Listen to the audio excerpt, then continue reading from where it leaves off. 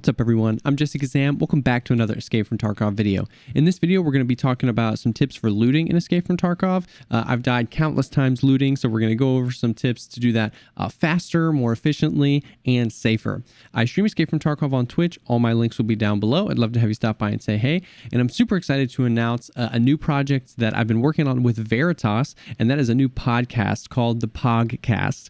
It is live on Spotify and Anchor. All my links will be down below, but it's really going to be a weekly podcast where we talk about Escape from Tarkov primarily, but a lot of the other things that interest us, like music, content creation, gaming, all sorts of stuff like that. So definitely go check that out. But with all that out of the way, let's go ahead and dive right in. So Escape from Tarkov is all about the loot, right? So that's the premise of everything, is that we want to be going out there, killing scavs, killing scav bosses, raiders, and PMCs to get loot and acquire higher tier loot, more wealth in the game. It's all about the loot. But if you're anything like me, or if you're relatively new to the game, or even if you've got a few hundred hours into it, it feels like you can die all the time while looting. And some of that is unavoidable, right? Like we've talked in the past about how part of what makes Tarkov so special is the fact that there's no way you can predict everything. Sometimes a scav is just going to walk up and one tap you to the face. Sometimes a PMC or a player scav are going to wander up, or they've been stalking you and you didn't know. Sometimes it's unavoidable, but there are definitely things that we can do to increase our chances of making it out of that situation.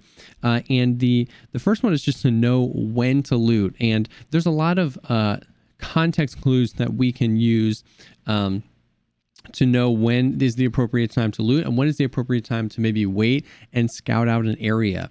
And that's really the thing. You know, we need to be able to use the environment, the audio, our previous experiences, all that stuff to kind of inform that. So, you know, for instance, a really big thing right now going on is that there's a lot more squads and teams and duos in Tarkov than there have been in the past. So you might want to be a little bit extra careful. In general, if you come upon like just a one PMC, a solo player, then you're definitely going to want to use that time to clear the area and make sure. I mean, every time before you go loot, you need to check your surroundings, your immediate surroundings. But a lot of times if you're stalking, if you know that there was two or it sounded like a team, or if you just stumble upon one lone person and you reacted to that, you fought, you won, and you didn't get a chance to really assess the situation, you might want to take extra time to be checking corners, to be looking at other sight lines, because a lot of times people can just be waiting on their friend's body to go for you to go loot it, and so that they can kill you. So you might want to take that extra time. But in a situation where if you maybe saw that there were two people and you were following them and you were able to really cleanly eliminate both of them, a lot of times looting them straight away, obviously checking your immediate surroundings. Are there scavs in the area? Are there other players?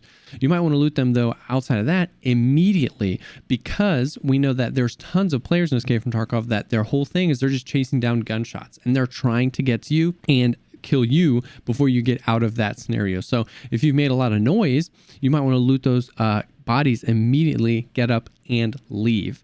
At long range, if you snipe somebody 100, 200 meters, by the time you get there, you have to be aware that somebody else may be have chasing those gunshots down as well, and they might be coming up on you as well. So all that time it took you to get to that body, if you just lay right down on it, start looting, you are going to, in a lot of cases, kind of get some resistance there. There could have been somebody who was near that body who was scoping it out too, that watched it fall and is just waiting for somebody to loot. And then the other thing, like we said, using the environment. Depending on where a body falls, you might be able to lay down in a bush. You might be able to use some natural land cover or something and get a certain angle where you're less exposed. And then sometimes when a body's way completely out in the open, laying prone might not be the best option, because it takes so much time for you then to be able to get up to a sprint if somebody does start shooting at you.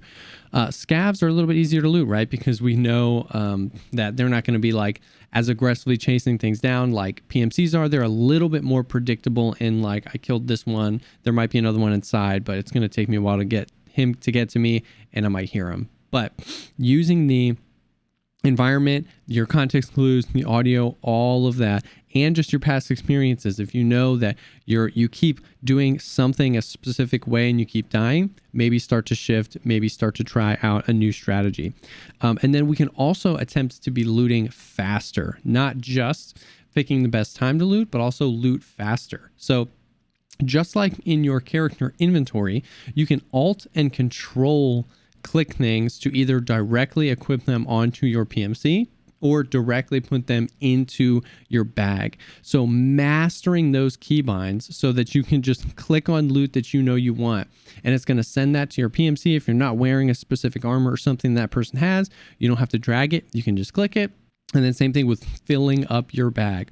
I would also recommend I rebound the delete key to a key on my mouse, because delete will automatically drop something and either toss it on the ground out of your inventory or out of somebody else's inventory. So now I can Alt or Control click things onto my person or my inventory, and I can delete something from my inventory or from their inventory without having to right click and hit discard. So that can really help make that a much, much faster experience, which will help you get in and out of those situations, especially when you know that a body's in a precarious place, but you want to check the loot out. You can definitely get in and out much, much faster. That is definitely worth investing in, kind of really getting the muscle memory down for those keybinds. The next tip is definitely don't be afraid to ditch something. Don't be afraid to make a mistake. Be confident. A lot of times, especially if, this doesn't happen very often, where you kill one or a few people and there's a ton of loot there. I know for me personally, countless times I've spent so much time in that loot inventory trying to min-max exactly what I'm taking all the best stuff, making sure to strip the attachments or take the ammo out or rearrange or do the backpackception, and then I die. And if I had left and missed some of that expensive loot, but still left with a full bag, I may have survived the raid. So always keeping that on top of mind, that you are going to try and learn what's valuable, and you want to be able to min-max what's in your bag so you can make the most profit, but you make no profit when you die. And even if you left something really rare, really expensive behind, but you survived, you don't have to buy your kit again. You still get out with what you got. So be confident, be quick. And when you feel yourself start to panic loot where you're not sure what to take, it's probably a good idea to just call it there, take what you can, and start moving away. And you might then be able to just back off, clear the area again, and then go back to looting. Or if you hear somebody coming, you can just leave. Like I said, literally countless times, and I'm like, well, I can grab this one thing. I hear somebody coming, or I hear something, or I know I've been there too long, but I can still search the pockets. I can still search this one thing, and I'm dead. It's a one tap. You're so exposed and easy to kill when you're looting. So be confident. Don't be afraid to leave something behind. Don't be afraid to not min-max, because survival is the key. Now, that being said, for maximizing profit, think per slot value, not just rare items. So for instance, like a Gen 4 or something that's really rare, you might not come across armors like that very often. But if you're on labs or something like that, and you're or even if there's just a bunch of dead people around, you might find that stripping specific attachments or certain things and ditching that armor will net you more profit. You can sell all those things, buy a Gen 4 off the flea market, and then still have extra money left over. So you're always thinking about how much, once you get comfortable with looting, and once you step into that, I really want to be able to min-max, be thinking about the per slot value of items. Now, there's no, especially with the flea market, there's no just ledger where this is worth this all the time. Anytime a new barter is added, anytime a new item is added, prices can fluctuate wildly. So don't get down on yourself if you pull a bunch of stuff out of your raid and you find out that it's not very valuable and you left some valuable stuff behind. It's always adding to that mental ledger of knowing what's valuable, what types of items are valuable, when they're valuable, and you'll start to build that up. As a general rule, attachments, optics, suppressors, handguards, all that kind of stuff is going to be really, really great per slot value. So a lot of times you might find yourself just stripping all the nice attachments off a gun, and that way you can squeeze them into all the one slots left in your inventory, and you don't have to worry about making space for a huge weapon or something like that. Or once again, same thing with armor. A lot of times you can fill the 3x3 or 3x4 slots instead of just one armor with a bunch of things that are going to end up costing more money than that, especially when you start factoring in the cost to repair for certain things like armor. If you're taking a zeroed out Gen 4,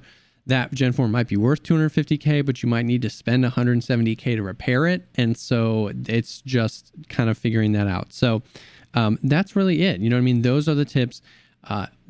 As you kind of progress through Tarkov, it's learn when the best time to loot is, when to be slow, when to be fast, learn how to loot. Once you start looting, learn how to do that really, really quickly.